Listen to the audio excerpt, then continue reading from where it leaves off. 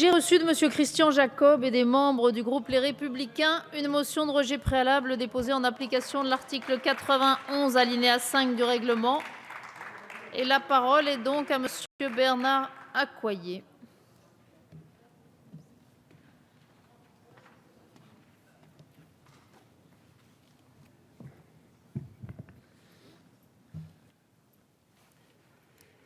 Madame la ministre, monsieur le ministre, madame la présidente, messieurs les rapporteurs, mes chers collègues, avec un déficit annoncé de 10 milliards d'euros, déficit qui vient aggraver une dette sociale atteignant déjà le chiffre record de 158 milliards, ce PLFSS 2016 s'inscrit dans la continuité d'une politique gouvernementale de renoncement à réformer pour assurer la pérennité de la sécurité sociale. Au contraire, les mesures contenues en l'état dans ce PLFSS aggraveront la situation financière à terme et, de plus, elles menaceront directement l'avenir du système de soins. Le déficit de la branche maladie depuis 2012 s'est aggravé, passant de 5,9 milliards à 7,5 milliards d'euros prévus en 2015. Avec un déficit cumulé pour ces 4 exercices s'élevant à 26,4 milliards, l'équilibre de la branche est repoussé aux calendes grecques. Refuser de réformer la sécurité sociale est l'attitude constante de la gauche depuis 1981. Pire, cette dernière a multiplié les mesures non financées par pure facilité et démagogie politique. De la retraite à 60 ans en 1983, sans la moindre étude d'impact, alors que les calculs actuariels établissaient déjà clairement que la branche vieillesse serait en difficulté moins de 15 ans plus tard et qu'il aurait alors fallu constituer un fonds de réserve, jusqu'aux dernières mesures contenues dans ce PLFSS, il y a toute une série de mesures qui ont porté des coups à la pérennité du pacte social. Ces mesures sont nombreuses, aucune n'a été financée par les gouvernements de gauche qui les ont mises en œuvre. Qu'il s'agisse des 35 heures à l'hôpital, de l'AME, de la SAMU, de la pérennisation des MIGAC, de l'abrogation de la convergence tarifaire, de l'affaiblissement de la filière du médicament, de l'abrogation de la journée de carence dans la fonction publique, du transfert à la branche famille de charges incombant à l'État, de mise sous condition de ressources des allocations familiales, des 4 milliards supplémentaires prélevés aux familles avec enfants depuis 2012, du kafkaïen compte pénibilité, du tiers payant généralisé, et je pourrais continuer la liste encore longtemps. Madame la ministre, mes chers collègues, il est tellement plus facile d'ouvrir des dépenses nouvelles que de se préoccuper de la pérennité de la sécurité sociale. Mais les Français, aujourd'hui, ne sont plus dupes. Et dans leurs préoccupations et leurs doutes sur l'avenir, il y a aussi, et peut-être surtout, l'ampleur de la dette sociale en l'occurrence, que vous avez largement contribué à creuser. Ce dernier PLFSS du quinquennat, dont vous aurez la responsabilité de l'exécution en totalité, avant l'élection présidentielle de 2017, n'engage pas les réformes pourtant indispensables. Il s'agit surtout d'un texte électoraliste à quelques semaines des échéances régionales. Un texte marqué avant tout par l'immobilisme, la démagogie et le dogmatisme qui caractérisent si souvent la politique conduite depuis 3 ans et demi. Une fuite en avant afin de passer à vos successeurs la question primordiale de l'avenir de la protection sociale et la conduite de réformes exigeant le courage qui vous manque. L'immobilisme et le défaut de courage politique caractérisent en fait ce PLFSS. C'est d'ailleurs le verdict de la Cour des comptes à l'égard de l'action gouvernementale. Depuis 2012, ce sont plus de 19 milliards de recettes nouvelles, d'impôts et de cotisations supplémentaires qui ont été mobilisés pour réduire les déficits. Et malgré cette augmentation record, le déficit de la branche maladie en 2016, à hauteur de 6,2 milliards, restera plus élevé qu'en 2012. Ce projet de loi de financement, c'est le manque de courage du gouvernement, son refus de réformer en particulier l'hôpital public, principal poste de dépense sur maladie. Vous mettez en danger tout le secteur de l'hospitalisation et des pans entiers de notre système de soins en ne cessant de combler les trous par des manœuvres toujours plus complexes, toujours plus opaques. Alors que la France est un des derniers pays à ne pas équilibrer ses comptes sociaux, vous persistez dans une logique de parti pris qui ne peut déboucher que sur une impasse. La France est en surcapacité de lits hospitaliers publics, avec deux conséquences. La première sur la qualité et la sécurité des soins, la deuxième sur les finances de l'assurance maladie. Dans l'offre de soins, l'important, Madame la Ministre, n'est pas la proximité, vous le savez, mais la sécurité et la qualité. Or, à ce jour, la qualité des prises en charge d'un patient à l'hôpital est inégale d'un établissement à l'autre. En 2014, vous avez supprimé la journée de carence dans la fonction publique, alors même que sa mise en place en 2012 avait montré des résultats probants à l'hôpital.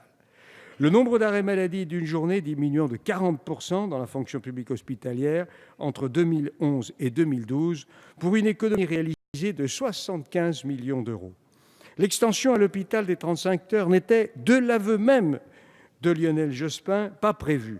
Elle a eu un effet catastrophique sur le fonctionnement de l'hôpital public et un effet inflationniste sur les dépenses de personnel. Aujourd'hui, l'hôpital public est pris au piège de l'absence du jour de carence et des 35 heures, avec des conséquences graves sur l'organisation des équipes et sur les conditions de travail des agents. Le taux d'absentéisme oscille d'ailleurs entre 9 et 14%. Pour ce qui est de la branche vieillesse, la réforme Woerth de 2010 était une réforme courageuse que vous avez pourtant vous-même combattue dans cet hémicycle par tous les moyens. C'est d'abord grâce à cette réforme que le déficit de la branche vieillesse tend à se réduire, comme le souligne la Commission des comptes de la Sécurité sociale. Cependant, c'est l'ensemble branche vieillesse et fonds de solidarité vieillesse qui doit être apprécié. Or, le déficit du FSV ne cesse de se creuser. Il affichera cette année un déficit de 3,8 milliards. Depuis 2012, vous n'avez cessé d'empiler des mesures d'apparence généreuse, mais en réalité dangereuses, des pseudo-réformes telles celles de 2013, des mesures qui ne sont en réalité que des bombes à retardement, des bombes financières pour la branche vieillesse, et le compte pénibilité en est une illustration. C'est une charge ingérable réservée aux seules entreprises localisées en France. Au moment où les partenaires sociaux ont su trouver un accord responsable pour sauver les retraites complémentaires, le gouvernement, quant à lui, ne fait preuve d'aucun courage, ni dans ses paroles, ni dans ses actes. Malgré les dénégations du président de la République, c'est bien un report de l'âge légal de la retraite à 63 ans, sur lequel se sont accordés les partenaires sociaux, qui va intervenir de fait pour une partie des Français salariés du secteur privé, sauf à ce qu'ils acceptent de voir leur retraite réduite. Pouvez-vous nous dire, Madame la Ministre, si l'État employeur va prendre des mesures pour assurer l'équité entre secteur public et secteur privé en la matière? Allez-vous garantir l'équité entre les salariés du privé et les agents des 3 fonctions publiques qui liquident leur retraite en moyenne à 60 ans et 2 mois? Allez-vous garantir l'équité entre les salariés du privé et les agents relevant des régimes spéciaux qui partent en retraite entre 55 et 57 ans selon les entreprises concernées? Madame la Ministre, après les réformes conduites par vos prédécesseurs, réforme Fillon en 2003, réforme Bertrand en 2007, réforme Woerth en 2010, il est temps de faire preuve de courage politique. La démagogie et les tuyauteries financières infernales marquent aussi ce projet de loi de financement. Le retour à l'équilibre de nos comptes sociaux est une nouvelle fois repoussé. Encore une promesse du candidat Hollande bafouée. Alors que le système de soins est menacé par la désertification et le manque de médecins généralistes, par dogmatisme, le gouvernement persiste dans sa volonté d'imposer le tiers payant généralisé, facteur de déresponsabilisation et d'inflation. Tiers payant que refusent quasi unanimement les médecins libéraux. Les résultats des élections professionnelles la semaine dernière l'ont clairement démontré. Dans l'un des mesures prétendument généreuses, plusieurs dispositions nouvelles contenues dans ce PLFSS ne sont pas financées. Certains choix sont injustifiables quand vous ne prévoyez en aucune manière, dans ce PLFSS, de faire cesser l'exil douloureux de milliers de handicapés qui sont en établissement en Belgique. Ainsi, l'instauration de la protection universelle maladie à l'article 39, qui ne compte pas moins de 16 pages et 204 paragraphes, rompt avec les principes fondamentaux de la sécurité sociale. C'est pour ça qu'il est aussi long et complexe. La protection universelle serait accessible sous condition de résidence sur le territoire sans obligation de cotisation. Si cet article venait à être adopté, nous assisterions à un changement de paradigme de la sécurité sociale, un abandon, un séisme. C'est la fin du principe selon lequel chacun contribue au système de sécurité sociale à hauteur de ses moyens et bénéficie des prestations en fonction de ses besoins. Autre mesure non documentée, l'accès à la couverture complémentaire santé des retraités qui suscite de grands mouvements d'inquiétude et de protestation dans les milieux mutualistes et des régimes complémentaires. De même, combien coûtera au final, au-delà des chiffres affichés par l'étude d'impact, l'aide individuelle de l'employeur destinée à l'acquisition d'une complémentaire santé pour les salariés précaires? Autant de mesures d'apparence généreuse, certes, mais qui vont peser pour leur financement, chacun le sait, sur le travail, sur la production, sur les salaires et donc sur le pouvoir d'achat et l'emploi, alors qu'il s'agit là de priorités partagées.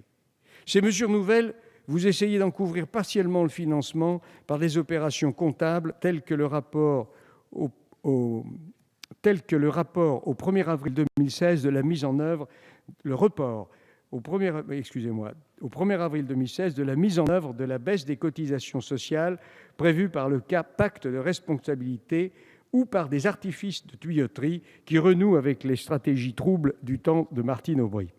L'article 17 prévoit ainsi le transfert dès 2016 à la Cades de 23,6 milliards de dettes correspondant au déficit cumulé de l'ACOSS. Cette reprise se fait sans l'affectation de recettes supérieures, malgré les recommandations de la Cour des comptes. Son premier président, Didier Migaud, l'a rappelé devant la Commission des affaires sociales le 16 septembre dernier, je le cite, « Cette mesure n'aurait véritablement qu'un effet transitoire en anticipant la reprise des déficits maladie et famille par saturation de l'enveloppe de 62 milliards dès la fin de l'année 2015. Il restera de l'ordre de 26 milliards de dettes à l'ACOSS à la fin de l'année 2018. Ce n'est pas rien, monsieur le rapporteur pour la Commission des finances. La vérité est que vous vous livrez à un tour de passe-passe financier qui vous permettra, comme toujours, de laisser l'ardoise à vos successeurs. Et que dire de l'article 15, consacré pour partie au financement des exonérations de cotisations prévues par le pacte de responsabilité et aux recettes de la Cades, qui ne compte pas moins de 8 pages. Monsieur le rapporteur nous a expliqué en commission qu'il avait du mal lui-même à cerner tous les tenants et les aboutissants des tuyauteries sociales ainsi mises en place. Ce qui est certain, c'est que cet article contient des dispositions cherchant à contourner plusieurs décisions de justice prises par la Cour de justice de l'Union européenne et par le Conseil d'État sur les impositions des non-résidents ayant des biens immobiliers en France. La solution proposée par le gouvernement tombera à nouveau, c'est une question de temps, sous le coup de la justice communautaire, tandis que ces dispositions constituent une véritable incitation à désinvestir en France. La transformation de la CSG en impôt inscrit dans cet article est surtout prémonitoire de la fusion impôt sur le revenu CSG, dont le gouvernement nourrit le rêve et dont les familles moyennes seraient une nouvelle fois les premières victimes. Nul doute que le Conseil constitutionnel devra se prononcer sur ces articles 15, 17, mais aussi 20 et 39 quant au respect du principe de clarté et de lisibilité de la loi. Le dogmatisme et l'idéologie marquent aussi ce projet de loi de financement. Plutôt que de réformer notre système de soins, vous préférez une fois de plus désigner l'industrie du médicament comme bouc émissaire. Vous choisissez de stigmatiser l'hospitalisation privée ou d'alourdir année après année toujours plus les charges pesant sur les entreprises. Le gouvernement prétend faire de l'industrie biopharmaceutique, je cite, « un des axes majeurs de la nouvelle France industrielle ». Vos actes contredisent en permanence ces belles promesses et ce PLFSS en apporte une nouvelle fois la preuve. Cette année encore, le médicament supporte 50% des efforts d'économie demandés à hauteur de 1,750 milliard d'euros, alors qu'il ne représente que 15% des dépenses de l'assurance maladie. À ce titre, Madame la Ministre, tout à l'heure, vous avez affirmé n'avoir conduit aucun déremboursement. C'est faux, puisque le 16 janvier 2015, par arrêté, vous avez vous-même décidé du déremboursement des médicaments anti-arthrosiques d'action lente, laissant 10 millions de patients arthrosiques sans alternative thérapeutique. Les Français méritent un discours de vérité, d'autant qu'en l'occurrence, vous allez aggraver les dépenses pour la prise en charge de l'arthrose, soit par des médicaments substitutifs plus chers ou surtout avec des effets secondaires dangereux chez les personnes âgées, souvent concernées, soit par le recours à la chirurgie par prothèse dont vous connaissez, vous aussi, les coûts et les conséquences. Pour la deuxième année consécutive, vous fixez un objectif de croissance négatif pour le chiffre d'affaires de l'industrie pharmaceutique, avec une clause de sauvegarde, le taux L, de moins 1%, reniant votre engagement de revenir à une clause de 0% en 2016, engagement que vous aviez pris l'année dernière. Pire, par un mécanisme de calcul pernicieux de cette clause, vous avez créé un système pervers dans lequel, en cas de dépassement, l'industrie paierait une taxe toujours plus chère d'année en année. Depuis 2012, le montant des prélèvements spécifiques sur le médicament a augmenté de près de 50%, pour un montant cumulé de 5,5 milliards d'euros, alors que son chiffre d'affaires n'a cessé de diminuer. Résultat de ce matraquage irresponsable, un des fleurons de l'industrie française est en grand danger. En 3 ans, les investissements sur site de production en France ont chuté de 120 millions d'euros. La balance commerciale du médicament a chuté de 30% sur une année. Pour la première fois depuis 10 ans, l'emploi est repassé sous la barre des 100 000 salariés. Enfin, entre 2012 et 2014, sur 130 molécules enregistrées à l'Agence médicale européenne, 8 seront produites en France, contre 28 au Royaume-Uni et 32 en Allemagne. Ce quinquennat aurait été marqué par le sacrifice d'une des fiertés nationales, l'industrie du médicament, pourtant porteuse d'avenir, d'innovation et de nombreux emplois. L'industrie de la santé n'est pas la seule victime de votre acharnement, de vos logiques arbitraires. Le maillage officinal dans notre pays est en danger. Frappé par les baisses de prix successives et les honoraires contre-productifs, aujourd'hui, une officine ferme tous les 2 jours et de plus en plus de pharmaciens sont au chômage, 8% aujourd'hui. Ces 2 dernières années, le chiffre d'affaires des officines est en nette décroissance. Mais les grossistes répartiteurs, chers à notre présidente de commission, acteurs indispensables dans la distribution des médicaments, sont également victimes des politiques de réduction tarifaire du gouvernement. Ils sont menacés. Cet acharnement financier ne peut se justifier puisque 95% des médicaments, pour 95% des médicaments, le prix industriel est inférieur à la moyenne des prix européens. En fait, vous cédez à la facilité, mais les conséquences seront catastrophiques. Tout autant que l'industrie du médicament, vous persistez à stigmatiser l'hospitalisation privée. Vous maintenez une politique tarifaire opaque et inégalitaire entre les secteurs privés et publics pour dissimuler le manque de réformes structurelles dans le public, symbolisé par l'abandon de la convergence tarifaire. La réforme du calcul du ticket modérateur à l'hôpital pourrait faire économiser 1 milliard d'euros par an. Celle-ci, qui devait intervenir cette année, a été reportée à 2020. C'est un surcoût injustifié qui persiste au profit du secteur public. Mécanisme totalement arbitraire, les ARS renflouent les caisses de l'hôpital public, de certains hôpitaux publics, avec des tarifs journaliers de prestations sans justification aucune de qualité ou de productivité. L'hôpital peut continuer à calculer un ticket modérateur sur la base du tarif journalier de prestation, alors que le secteur privé le calcule sur la base des groupes homogènes de soins.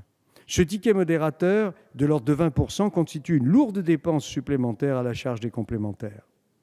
À l'article 49, la réforme du financement des soins de suite et de réadaptation n'aboutit pas, elle non plus, à une convergence tarifaire entre les établissements de santé publics et privés, alors qu'ils remplissent les mêmes missions et prennent en charge les mêmes patients.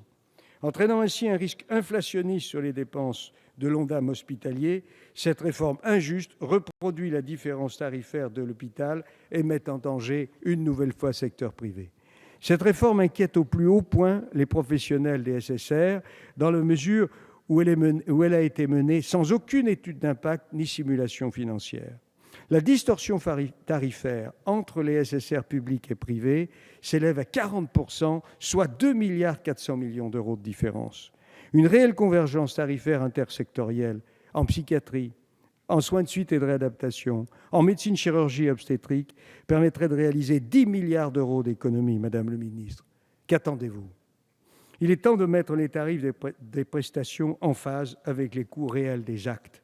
Ainsi, dans le domaine de la radiothérapie, où l'on constate un accroissement de plus de 43% des dépenses de radiothérapie ces 5 dernières années, avec une plus-value entre le coût réel et le remboursement par acte pouvant aller jusqu'à 156%, quelles en sont les justifications ?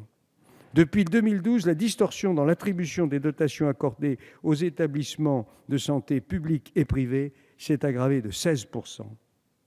L'hôpital public est sous perfusion de financements opaques, comme les MIGAC, qui depuis 2012 ne font plus l'objet de rapports sur leur utilisation. C'est pourtant d'une enveloppe de 6,3 milliards pour l'année 2015. L'attribution des fonds d'intervention régionaux mériterait également beaucoup plus de transparence. Pourtant, l'hospitalisation privée sait se montrer exemplaire. Quand l'hôpital public ne réalise que 45% de ses actes en chirurgie ambulatoire, l'hôpital privé, quant à lui, en fait 60%. Les entreprises constituent une autre cible de ce PLFSS.